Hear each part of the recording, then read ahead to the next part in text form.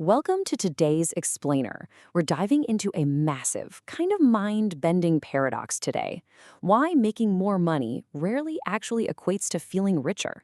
If you've ever looked at your growing paycheck but felt like your bank account is somehow shrinking, you are absolutely not alone. Today, we're unpacking the phenomenon known as the social wealth trap.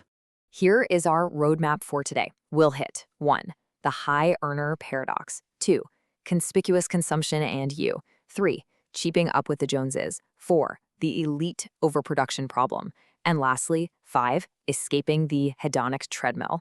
But first, I want you to consider this staggering number. According to recent surveys, Americans say they'd need, on average, $500,000, specifically $520,000 a year, just to finally feel rich. And the crazy part? The more people earn, the more they say they actually need. It's this constantly shifting goalpost that just leaves us completely exhausted. So let's jump right into Section 1, the high earner paradox. Okay, let's unpack this. About 14% of U.S. households make over $200,000 annually. Now, this puts a massive chunk of people, especially those under 40, squarely in what we call the Henry category. That stands for high earner, not rich yet. They're bringing home these incredibly impressive paychecks, sure, but between being first-time homebuyers or just dealing with massive living costs, they end up cash-rich but asset-poor. It's like they're sprinting on a gold-plated hamster wheel that just never stops. Think about this for a second. Why do 62% of people earning over $300,000 a year struggle with credit card debt? Literally, how can a majority of individuals in the very top income tiers be drowning in high-interest debt? Well, it proves one major thing. Earning money doesn't automatically make you wealthy. It's how you spend it that actually dictates your financial reality. You see, the anxiety these high earners feel doesn't stem from absolute economic deprivation. They aren't lacking basic survival necessities, right? They have food, they have shelter. Instead, they're suffering from relative economic deprivation. That basically means feeling financially behind when you compare yourself to your immediate peers. I mean, your $200,000 salary feels incredibly inadequate if all your friends are making $300,000 and dining out at fancy restaurants every night. Suddenly, your perfectly good takeout feels like a complete failure. Which brings us to Section 2, Conspicuous Consumption and you. To understand why we do this to ourselves, we have to look back at our own psychology. Author Daniel Crosby notes that it's just in our flawed nature to compare ourselves to others. This deep-seated insecurity forces us to compete rather than just appreciate what we actually have. And the ultimate irony here? Research shows that the Joneses we're trying so desperately to keep up with aren't actually very happy themselves. Go figure. Now, this isn't a new concept. Over 120 years ago, sociologist Thorstein Veblen mapped this all out in his theory of the leisure class.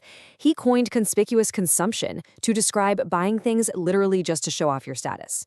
Then there's conspicuous leisure, which is wasting time to prove you don't even need to work.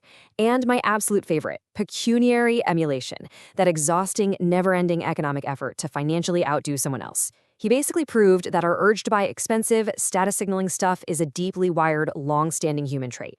And look at how irrational this instinct actually makes us. In one super famous study, test subjects were given a choice, and they overwhelmingly preferred to earn a lower salary of $50,000 as long as their peers earned less than them. They actively rejected a $100,000 salary simply because their peers would earn more. No way, right?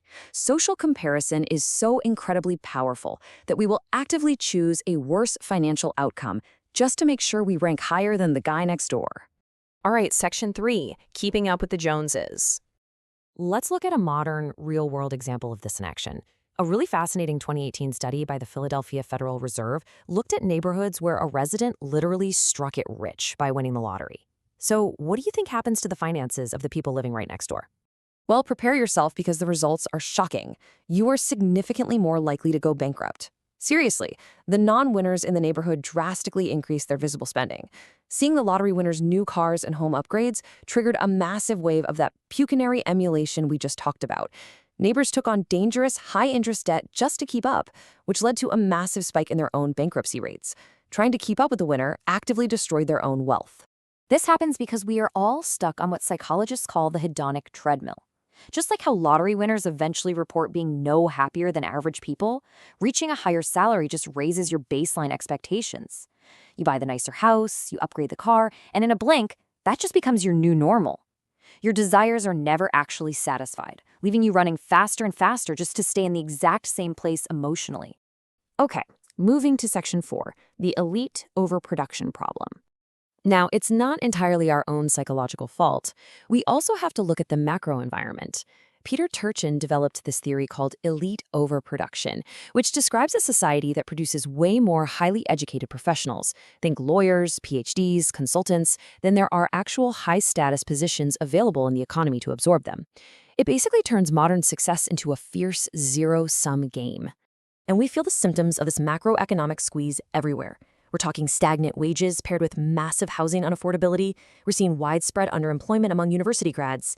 And this intense, intra-elite competition is fueling massive public resentment.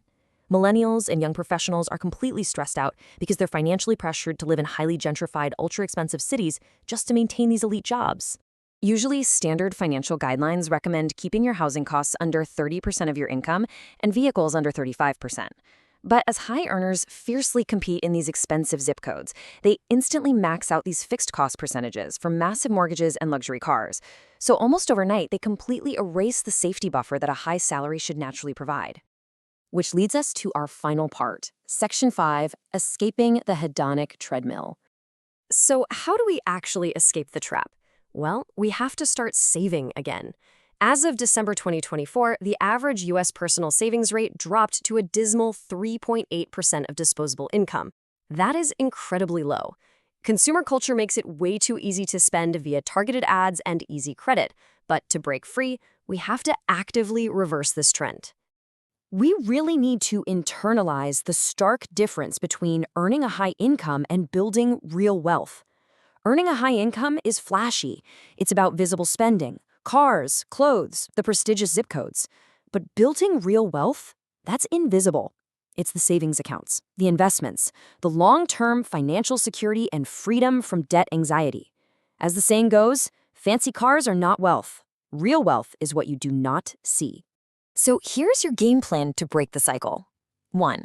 Recognize lifestyle creep and freeze your fixed expenses before they completely max out your budget. 2. Stop the pecuniary emulation. Just remember, the neighbor with the brand new car might literally be drowning in debt. And 3, prioritize invisible wealth and stability over visible status. Actual financial satisfaction comes down to your spending habits, not your raw income. Let the Joneses worry about themselves. I'll leave you with this final thought to ponder as you review your own budget and your own goals. Are your hard-earned paychecks actually buying you freedom, or are they just an entry ticket to a much more expensive hamster wheel? Take control of the visible, prioritize the invisible, and start building the real wealth you deserve. Thanks so much for joining me on this explainer, and keep learning.